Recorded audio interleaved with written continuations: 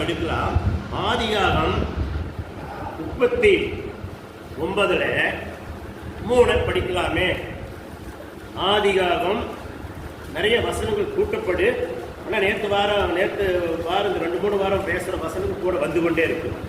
ஆதியாகமம் 39:3 51 பக்கம் பழைய ஏற்பாடு படி.